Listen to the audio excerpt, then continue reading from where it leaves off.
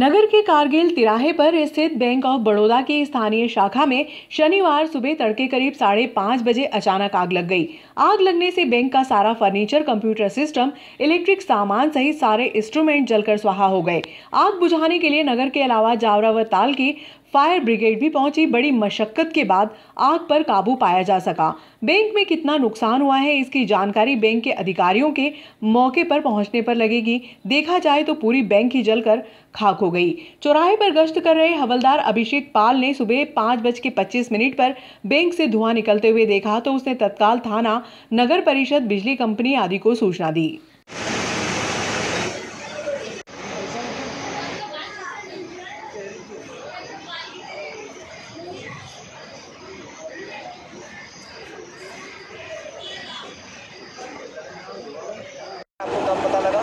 मुझे 5:35 पे पास में जो कालू माली है होटल वाले, उनका फ़ोन आया और फिर हम लोगों ने तुरंत फायर ब्रिगेड और सब व्यवस्था करी और जनता ने भी अच्छा सहयोग दिया और सब लोग आग बुझाने में लगे। आप जब यहाँ पर आए थे कोई और लोग भी थे? यहाँ पे बैंक मैनेजर साहब और सभी लोग थे, बैंक का स्टाफ था। आपने कितनी कोशिश करी आग के मामले को लेकर? नगर पालिका और सब जगह से फायर ब्रिगेड और टैंकर और ये बुलवाए हैं। बिल्डिंग मालिक को सूचना करी, बिल्डिंग मालिक भी आए और जेसीबी बुलवा के दीवार भी तोड़ी। जब पहुंचे थे, जब प्रशासनिक अमला आया चुका था यहाँ पे, नहीं आया था? हाँ, आ गए थे, सब लोग थे और सबका अच्छा सहयोग रहा। इसके बाद बिजली सप्लाई तुरंत बंद करवाई और फायर ब्रिगेड बैंक की आग बुझाने के लिए पहुंची। मामले की गंभीरता को देखते हुए जावरा और ताल की फायर ब्रिगेड को भी सूचना दी गई।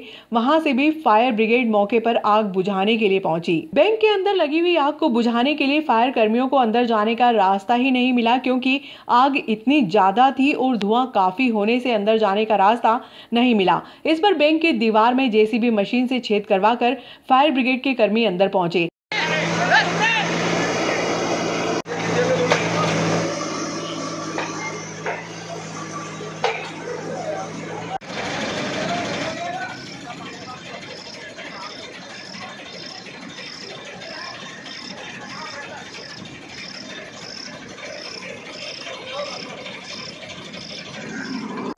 दम घुटे बाप अंदर, दम घुटे अंदर।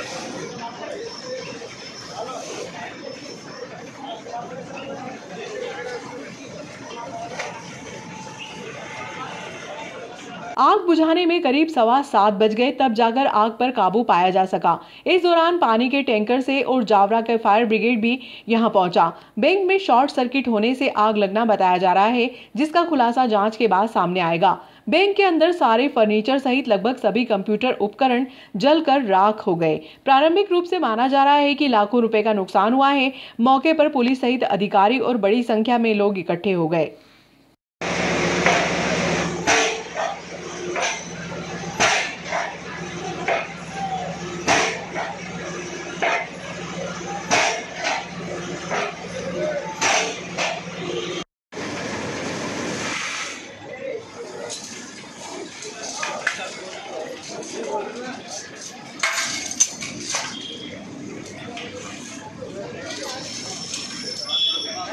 आगे भैया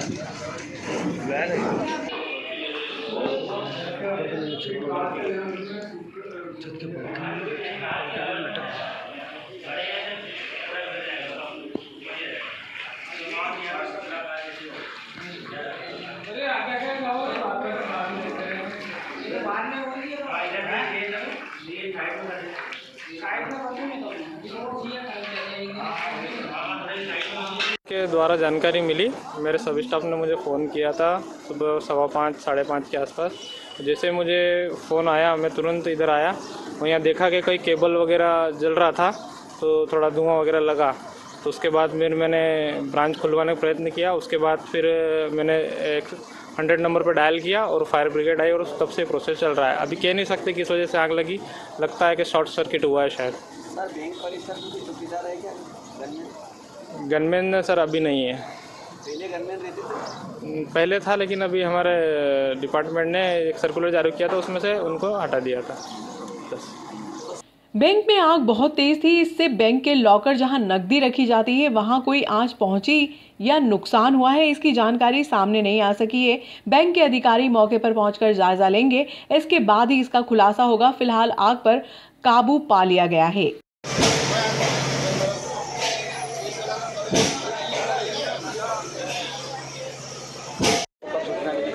हम लोग प्रभात गश्त में थे सुबह 4 बजे से 7 बजे तक की। उसके बाद जैसे टीआई साहब का फ़ोन आया कि बैंक ऑफ बड़ौदा में आग लग चुकी है, तो तत्काल हम लोग यहाँ रेलवे स्टेशन थे। रेलवे स्टेशन से वापस पुनः आके देखा तो यहाँ वाकई धुआं उठ रहा था। फिर तत्काल प्रभाव से हम लोग ने एक्शन लेना शुरू करा, ताला वाला खुलवाया, ताला वाला खुला, फायर ब्रिगेड को फ़ोन लगाया और आग बढ़ती जा रही थी अंदर की। काफ़ी धुआं था, इसलिए अंदर नहीं घुस पा रहे थे।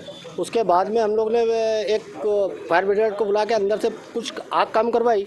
बाद में पीछे से दीवार तोड़वाई और दीवार तोड़वाने के बाद फिर फायर किया ताकि आग पे थोड़ा कंट्रोल पा सके। अभी आग चल रही है और कंट्रोल में है, लेकिन अभी आग पूरी तरह से बुझी नहीं है। ये अलग से एप्लीकेशन है।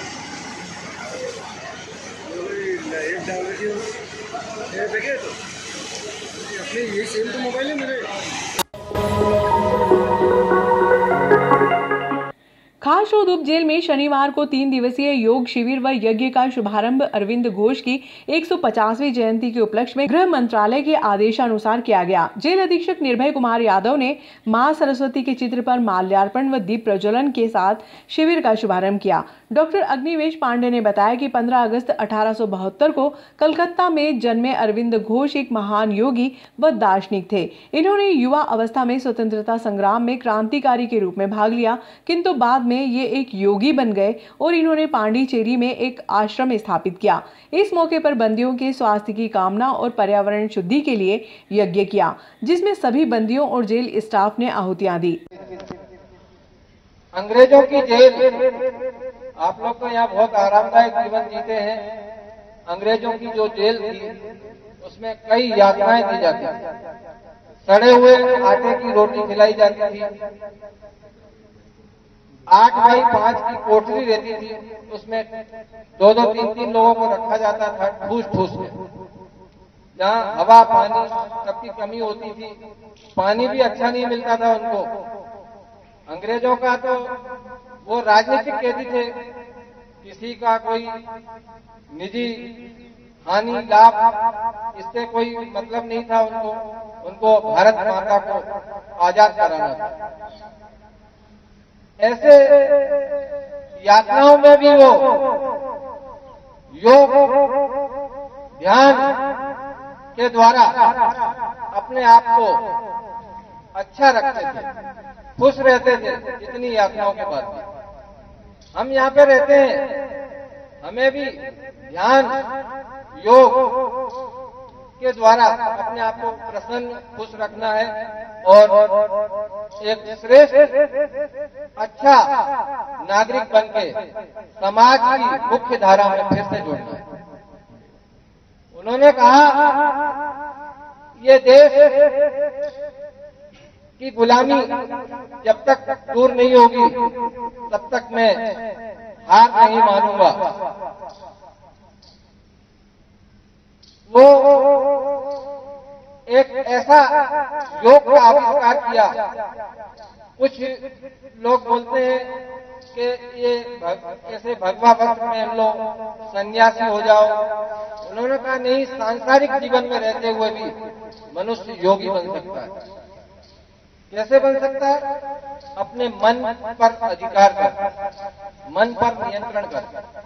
अभी आप लोगों को यहाँ जो भोजन मिलता है, अब बहुत सारे बोलते होंगे यहाँ कचौरी समोसे नहीं मिलते, यहाँ पे ये नहीं मिलता, पर आपका अगर मन पे नियंत्रण है तो वो भोजन भी अमृत के समान लगेगा। उस भोजन से शरीर स्वस्थ रहेगा।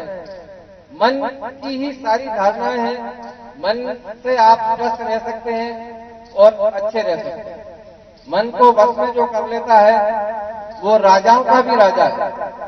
जिसने मन को जीत लिया उसको ही इंद्रजीत बोलते हैं। तो अरविंद घोष के सिद्धांत पे चल के आज हम अपने आप को सुधारें और श्रेष्ठ नागरिक बने। वंदना मृत्योर्मुक्षीयमामृता स्वाहा।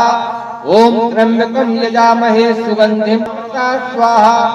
ओम अर्थ है त्र्यंबक जो है वो खरबूजे को बोलते हैं।